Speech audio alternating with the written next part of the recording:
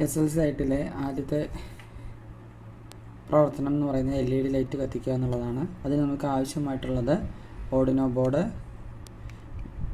Bread board, LED light, ഒരു resistor, 2 jumper വയറാണ്, അത് mail to മെയിലാണ്. മറ്റൊന്ന് ഓർഡിനോയെ കമ്പ്യൂട്ടറിലേക്ക് കണക്ട് ചെയ്യാനുള്ള വയർ. ഇതിൻ്റെയൊക്കെ ഡീറ്റെയിൽ ആയിട്ടുള്ള പരിചയപ്പെടുത്തുന്ന വീഡിയോ നമ്മുടെ ചാനലിൽ നേരത്തെ തന്നെ അപ്ലോഡ് ചെയ്തിട്ടുണ്ട്. അതിലേക്ക് നോക്കുക. ഞാൻ നേരിട്ട് കണക്ഷൻസിലേക്ക് പോവുകയാണ്. LED ലൈറ്റിൻ്റെ പോസിറ്റീവ് എന്ന് പറയുന്നത് നീളം കൂടിയത്, നെഗറ്റീവ് നീളം കുറഞ്ഞതുമായിട്ടുള്ള കമ്പിയാണ് എന്നുള്ളത് ഓർക്കുക.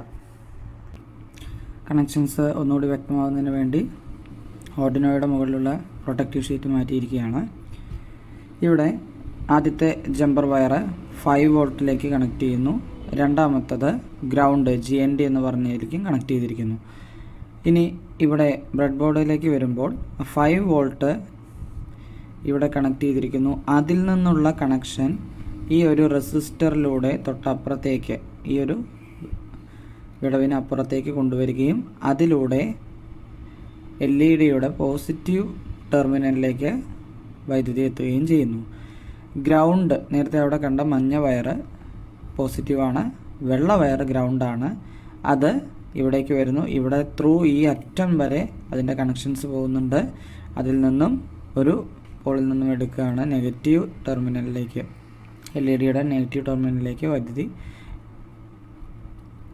കടന്നുപോയി ഗ്രൗണ്ടിലേക്ക് എത്തുന്ന രീതിയിലേക്കാണ് ഇവിടെ സെറ്റ് ചെയ്തിരിക്കുന്നത്. ഒന്നുകൂടി അത് പറയാം.